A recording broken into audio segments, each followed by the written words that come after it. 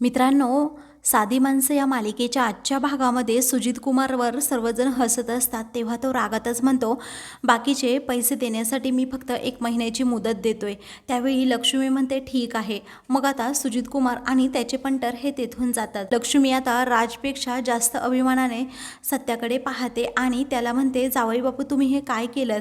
अहो तुम्ही त्यांची माफी मागितली आमच्यासाठी. मग आता सत्या म्हणतो, सासूआई तुम्ही माझ्या आईसारख्या आहात, त्यामुळे मी तुमचा मान सन्मान तर राखणारच आणि एवढं तर माझ्या हातात आहे.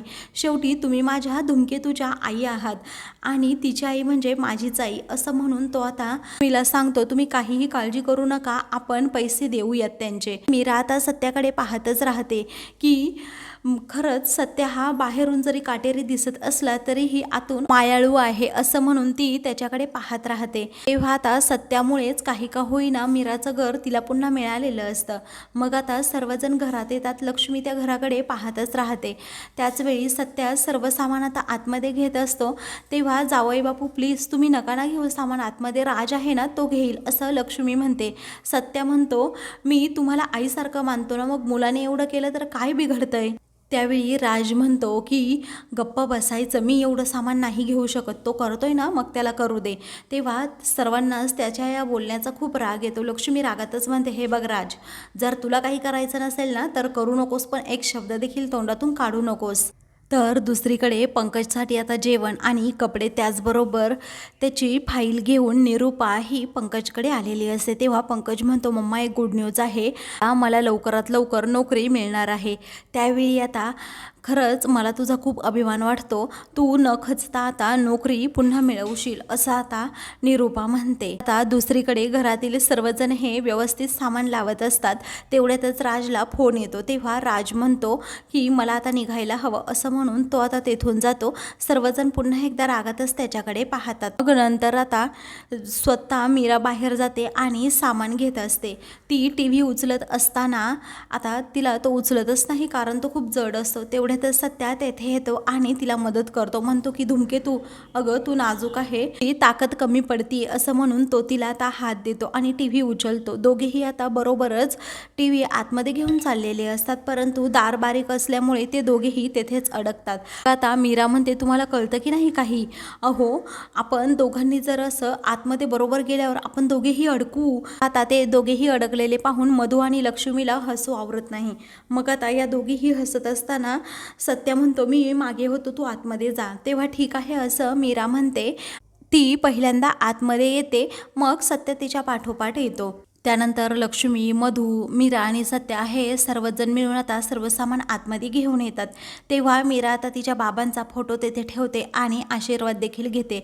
मग आता सत्याला ते पाहून खूप भारी वाटतं. त्याने त्या सर्वांचं काम उरकतं. मग आता मधू सत्याला पाणी देते. त्यानंतर मीरा आता आपली बॅग घेऊन बाहेर येते आणि म्हणते की सर्व सामान मी याच्यामध्ये ठेवले, आपण आता निघायचं का असं म्हणून ती लक्ष्मीचा मधूचा निरोप घेते. त्यावेळी आता लक्ष्मी म्हणते, थांब मीरा असं म्हणून ती मधूला सांगते, हळदी कुंकू घेऊन ये.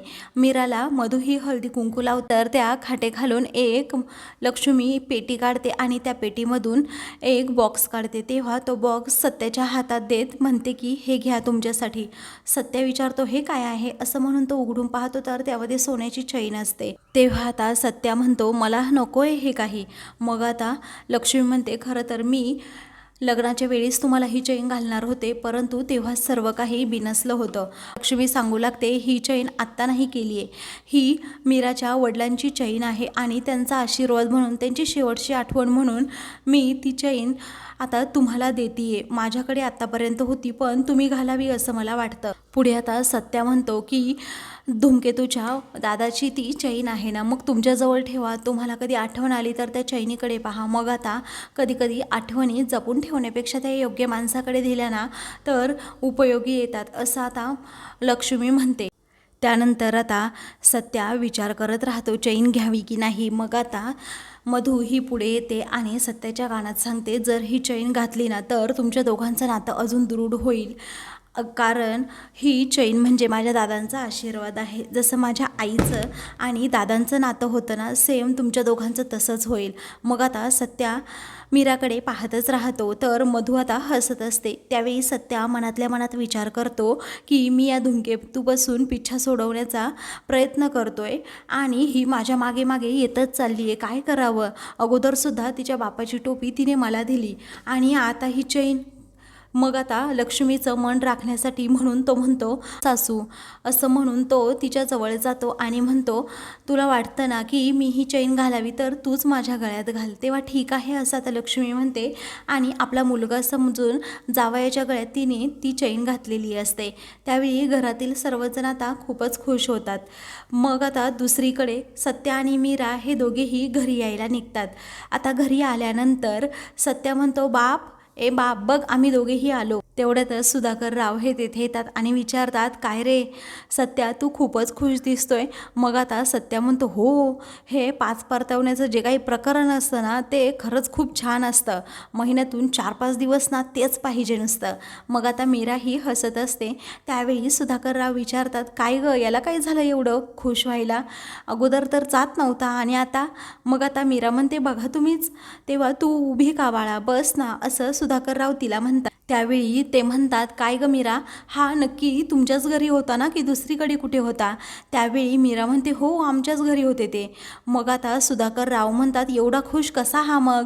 तेव्हा सत्या म्हणतो, आम्ही तिकडे जाऊन खूप मजा केली, खूप भारी वाटलं मला तिकडे जाऊन. अरे बाप, तुला सांगू का, माझी सासू खूप चांगली आहे. कारण तिने माझे एवढे लाड केले ना, एवढे लाड कोणीच केले नव्हते कधी. मग आता सुधाकरराव विचारतात, मीरा, काय गं, याने तुझ्या आईला तिकडे येऊन काय हाक मारली? मग आता मीरा म्हणते, ए सासू, असं म्हणायचं माझ्या आईला ते. सुधाकरराव आता डोक्यालाच हात लावतात आणि म्हणतात. त्यावेळी सत्य विचारतो, काय झालं बाप, तू सांगणार आहे? मग आता सुधाकरराव म्हणतात, तू खुश आहे ना? मग सगळं झालं. तेव्हा सत्या म्हणतो, मी खुश का नसणार बाप? अरे तिकडे मला सासूने स्वतःहून विचारलं की तुम्हाला काय जेवायला आवडतं. कळत नकळत सगळं काही माझ्या आवडीचंच त्या जेवण करत होत्या. आणि एवढंच नाही तर शेजारच्यांच्या घरातून माझ्यासाठी ती थंड पाणीसुद्धा घेऊन आली. आणि ह्या धूमकेतूची जी धाकटी बहीण आहे ना, ती सुद्धा, दाजी तुम्हाला काय पाहिजे काय नको सारखं विचारत होती. शेजारचे पाजारचे सारखे येत होते आणि विचारत होते, जावई बापू तुम्हाला काय पाहिजे काय नको. त्यानंतर तो अतिउत्साहातच सांगू लागतो, अजून एक सांगू का बाप, जेव्हा मी तिकडे धूमकेतूबरोबर देवळात गेलो होतो ना पाया पडायला, त्यावेळी मला आरतीचा मानसुद्धा मिळाला जावई बापू म्हणून. सत्या हे सांगत असताना खूपच खुश असतो. तर सुधाकरराव आणि मीरा त्याच्या चेहऱ्यावरील तो आनंद पाहतात आणि हे बघ असं म्हणून तो सोन्याची चैन दाखवतो. त्यावेळी सुधाकरराव म्हणतात, काय रे बाळा, मी तुझ्यासाठी सोन्याची चैन, लॉकेट, सोन्याचं कडं केलं होतं, अंगठी केली होती, ते तर तू कधीच घातलं नाहीस आणि आता हे लगेच घातलं बरं.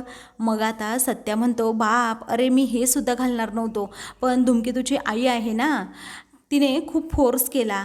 कारण ही चैन आहे ना, ती हिच्या वडिलांची आहे आणि ती आठवण म्हणून मला दिली. अरे बाप, नाही नाही म्हणता धूमकेतूच्या बापाची चैन, त्याचबरोबर ही धूमकेतू माझ्या गळ्यात येऊन पडली. मग आता असं सत्या पटकन बोलून गेल्यावर मीराला खूपच वाईट वाटतं. त्यावेळी आता सुधाकरराव म्हणतात, असं का बोलतोस रे बाळा? अरे असं काही नसतं, तुला समजतं का? हे नियतीच्या मनात असतं, अगोदरच ठरलेलं असतं. आणि या जोड्या वरच अशा बनलेल्या असतात. त्यानंतर सत्या म्हणतो, बाप तुला एक सांगू का? अरे इथे निरूपाकडे पैशांची श्रीमंती असेल, परंतु माझ्या सासूकडे मनाची श्रीमंती आहे. आता सत्याच्या चेहऱ्यावरील हे हसू पाहून, तो आनंद पाहून सुधाकररावांना खूपच भारी वाटतं. सत्या म्हणतो, बरं बाप, अजून एक गोष्ट सांगायची राहिली, ते म्हणजे या धूमकेतूला सांग माझा एखादा छान फोटो काढायला. म्हणजे निरूपाला मी ह्या चैनीचा फोटो दाखवतो, तिचा कसा जळफळाट होईल, तिचं तोंड वाकडं होईल आणि मग जेव्हा तिचं तोंड वाकडं होईल ना, तेव्हा तिचासुद्धा तो फोटो काढायचा. कारण तो आपल्या खिशात ठेवायचा आणि जेव्हा आपलं कधी चांगलं चालू असेल ना, तेव्हा त्या निरूपाच्या वाकड्या तोंडाचा फोटो बघायचा.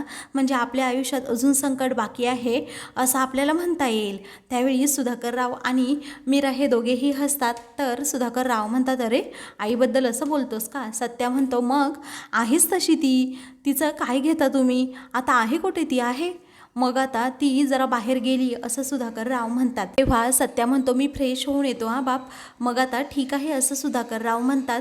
त्यावेळी आता मीरा देखील सत्या पाठोपाठ चाललेली असते. मग आता सुधाकर राव म्हणतात थांब मीरा, थँक्यू. अगं माझ्या घरून माझा मुलगा गेला परंतु त्याच्या घरातून पुन्हा आला आहे असं वाटतं. तेव्हा ती विचारती असं का बोलता तुम्ही बाबा. मग आता सत्याला पहिल्यांदाच एवढं खुश मी पाहिलंय असं आता सुधाकर राव म्हणतात आणि तिचे आभार मानतात. आता मित्रांनो पुढील भागामध्ये सत्या हा रूममध्ये असतो तेव्हा मीरा तेथे जाते. त्यावेळी आता मागे पाहण्याच्या नादात सत्याची जोरात कानच लचकते. त्यामुळे आता सत्याला काय करावं सुचत नाही. तेव्हा तो मीराला म्हणतो तू इथे आली आणि माझी मान लचकली. मग आता ती म्हणते मी काय केलंय तुम्हाला. त्यावेळी आता सत्या म्हणतो काय करायचं ते कर पण पटकन कर, माझी मान पूर्वीसारखी झाली पाहिजे. तेव्हा ठीक आहे असं मीरा म्हणते आणि एक दोरी घेते. तेव्हा तो म्हणतो दोरीने आता काय मान आवळून टाकते की काय. त्यावेळी मीरा हो असं म्हणते. अशाच मालिकेंचे पुढील भाग पाहण्यासाठी चॅनलला सबस्क्राईब करा.